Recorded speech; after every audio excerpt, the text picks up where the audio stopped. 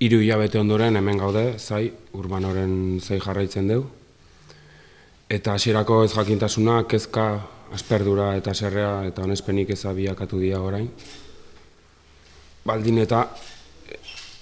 eta langileen eskubidea, baina bada konbenio duin baten alde borrokatzea. Gure ordezkari politikoek ez dute pausurik ematen gatazka hau, lehenbailen konpondu ahal izateko.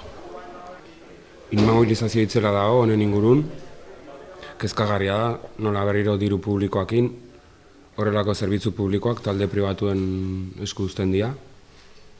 Eta edozein negoziaketa baten aurrean bitartekari lanak ez dira behar bezala burutzen. Herritarroi eta oro har, Urbano eta Tolosaldea buseko erabiltzaileoi ez zaigu honen inguruan inongo azalpenik eman.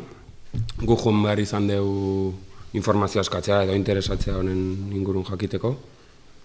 3 hilabete zerbitzu honetako ezarri minimoekin, haindela 3 hilabete ezarri zian, ezarri minimoak. Hau da, 25 barkatu zerbitzuetatik, 8 zerbitzuekin ari dira gaur egun Urbanon. 8 horien artean eskoletara doaztenak badirudi legez ziurtatu behar diela, eta gainontzeko familiak, adineko jendeak, elbarriak, langilek, eta beste beharra duten edonoren erabili, beharrari horri nork erreparatzen dio. Egunerokotasunerako traba izugarria ezeten ari da, luzatzen ari den greba hau. Eta badirudi luzatu daitekeela, ez dakigu zenbat.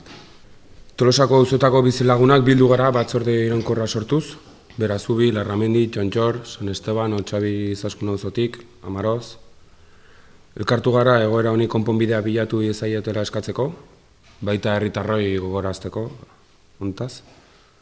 Berriro ere, zerbitzuen kudeaketa egokia egiten ari ez direnean elkartu behar garela, gure eskubideak aldarrikatzeko.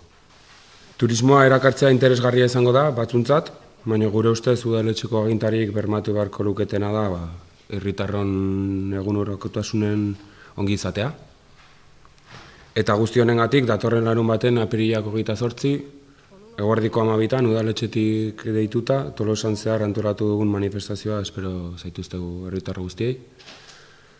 Eta Urbanoko zerbitzua normaltasunera itzuli dadila eskatzen dugulako. Urbanoa orain, konponbidea orain.